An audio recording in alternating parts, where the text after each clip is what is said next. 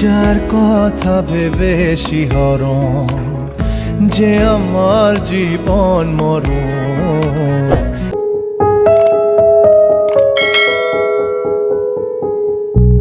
কিছু স্বপ্ন ভাঙা টুকরো কাঁচ ছিল ভাঙা মনেরই গভীরে, আজ বদলে গেল যেন সবই।